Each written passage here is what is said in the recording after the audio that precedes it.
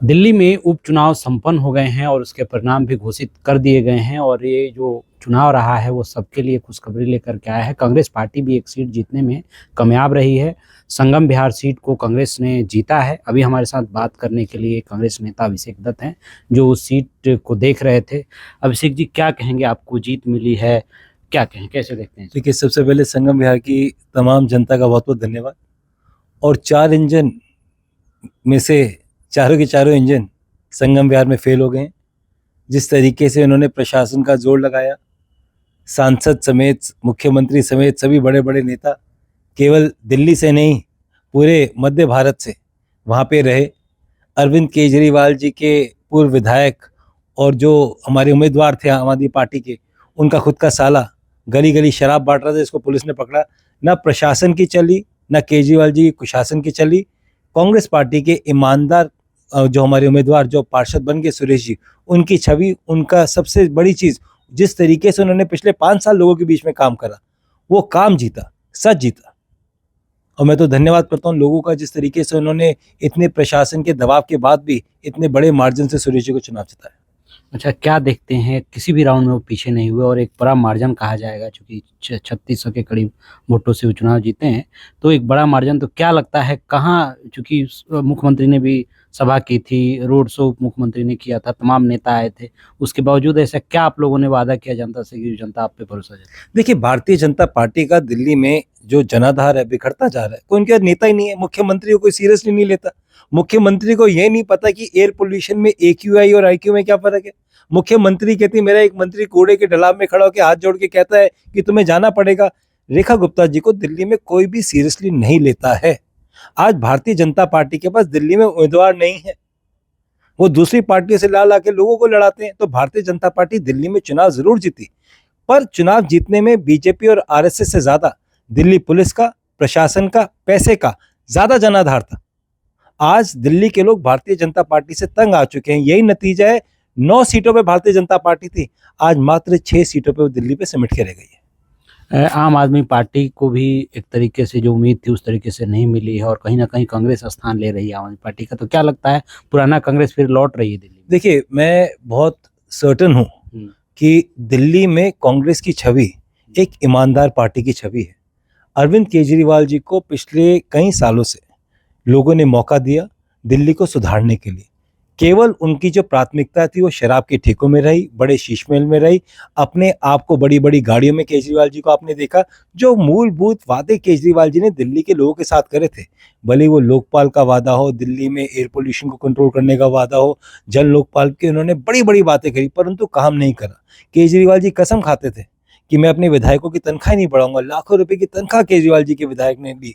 और आज अरविंद केजरीवाल जी को दिल्ली में लोग ढूंढते हैं कि कहाँ गए केजरीवाल, जो बड़ी बड़ी बातें करते थे, अब दिल्ली में वो नजर नहीं आते। तो अब जगह ले लेगी कांग्रेस? देखिए, बात जगह लेने की नहीं होती। देखिए, मैं तो बड़ा खुश हूँ। मैं धन्यवाद करना चाहता हूँ हमारे सभी कांग्रेस कार्यकर्ताओं का, जो आज भी कांग्रेस के साथ रहे। हमारी पार्टी के कई ऐसे लोग थे जो अपने स्वार्थ से छोड़ के चले गए, परंतु आज भी उनको बीजेपी में कोई नहीं पूछता। अपनी पार्टी में हमेशा इज्जत, मान, सम्मान मिलता है। और विपक्ष में रहना सबके बस की बात नहीं होती। आज कांग्रेस का एक एक कार्यकर्ता विपक्ष में रह के मेहनत कर रहा है। इसी का नतीजा है कि 4 इंजन की सरकार होने के बावजूद, अरविंद केजरीवाल जी के पैसे होने के बावजूद, हमारा ईमानदार उम्मीदवार 4000 वोटों से जीत के आया। एक तरीके से आम आदमी पार्टी की जमानत भी जब्त हो रही है, क्योंकि 3900 ही वोट मिले हैं। देखिए, आम आदमी पार्टी का कोई जनाधार ही नहीं है। आम आदमी पार्टी एक झूठ से निकली हुई पार्टी है और आज वो झूठ सबके सामने आ गया है। और भारतीय जनता पार्टी, मैं बार बार आपको कहूंगा, भारतीय जनता पार्टी की क्रिएशन थी अरविंद केजरीवाल। और आज भारतीय जनता पार्टी को केवल बीजेपी RSS नहीं चलाती, पूरा प्रशासन उनका मना करता है, बड़े बड़े उद्योगपति उनकी मदद करते हैं और उसके बाद जाके वो चुनाव लड़ती है।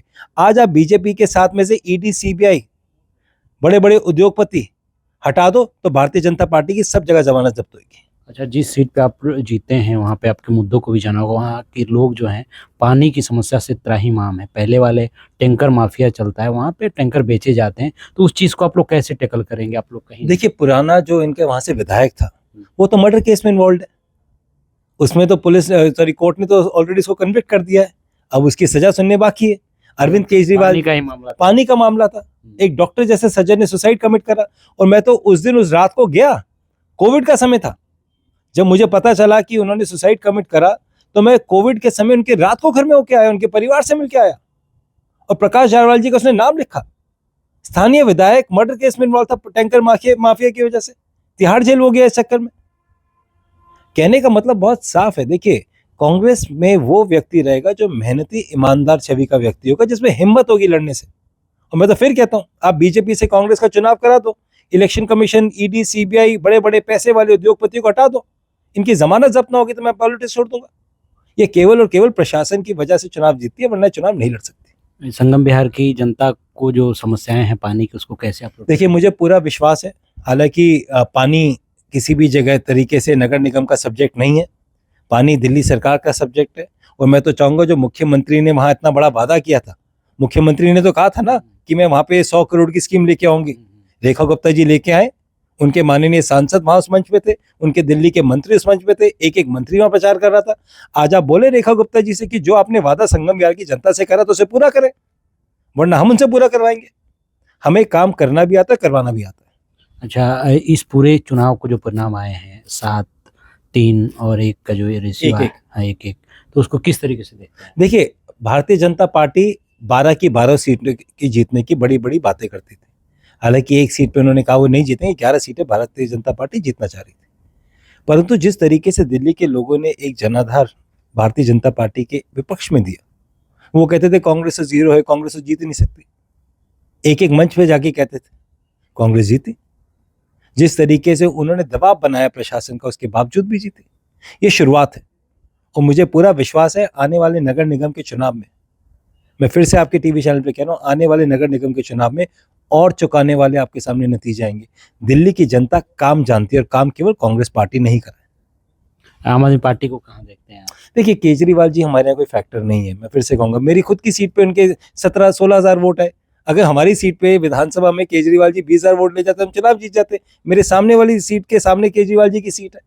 जो व्यक्ति अपना चुनाव नहीं जीत पा रहा, इतना बड़ा नेता होने के बावजूद, क्यों? क्योंकि उन्होंने दिल्ली के लोगों के साथ विश्वासघात करा। तो आने वाले समय में कांग्रेस चेहरा बनेगी लोगों की, दिल्ली के लोगों की? Definitely yes. देखिए, दिल्ली में काम, मेट्रो कौन लाया? कांग्रेस। फ्लाईओवर कौन लाया? कांग्रेस। हरी दिल्ली किसने बनाई? कांग्रेस। सीएनजी कौन लेके आया? कांग्रेस। अब मुझे बताइए, भारतीय जनता पार्टी दिल्ली में क्या लेके आई? व्यापारियों के काम खराब करे, भारतीय जनता पार्टी ने। एयर पोल्यूशन लेके आई, भारतीय जनता पार्टी। दिल्ली के अंदर आधे से ज्यादा दुकानें सील है, कौन लेके आई? भारतीय जनता पार्टी। दिल्ली का क्राइम रेट सबसे ज्यादा कौन लेके आया? भारतीय जनता पार्टी। पहली बार दिवाली के दिन एमसीडी के कर्मचारी बाहर स्ट्राइक पे बैठे थे, किसके शासन में? भारतीय जनता पार्टी। आप बताओ, भारतीय जनता पार्टी ने दिल्ली के लिए क्या करा? यमुना प्रदूषित करी, भारतीय जनता पार्टी। आप बताइए, किसने क्या, भारतीय जनता पार्टी ने क्या काम करा दिल्ली में? केवल और केवल भगवान राम के नाम का दुरुपयोग करके ये लोग चुनाव लड़ने जाते हैं। और मैं एक चीज और आपके टीवी चैनल पे बताना चाहता हूं, पहली बार मैंने देखा कि बूथ के ऊपर श्री राम भगवान जी के झंडे इन्होंने लगा रखे थे। कई जगह श्री भगवान राम जी के पैर को उन्होंने मोड़ा हुआ था, कई जगह उनका शीश कटा हुआ था। और शर्म आई मुझको कि किस तरीके से भारतीय जनता पार्टी चुनाव लड़ रही है। जो श्री राम भगवान के नाम पे वोट मांग रही है, वो कैसे पार्टी हो सकती है? तो इस चुनाव परिणाम के बाद जो आए हैं, उससे मनोबल कांग्रेस कार्यकर्ताओं का बढ़ेगा? और देखिए, कांग्रेस कार्यकर्ता, मैं आपको फिर से बताता हूँ, विपक्ष में रहने के लिए हिम्मत चाहिए होती है। अच्छे अच्छे लोग छोड़ के भाग जाते हैं। हम सब में बहुत हिम्मत है। तो इससे ठीक रहेगा मनोबल? क्यों नहीं रहेगा?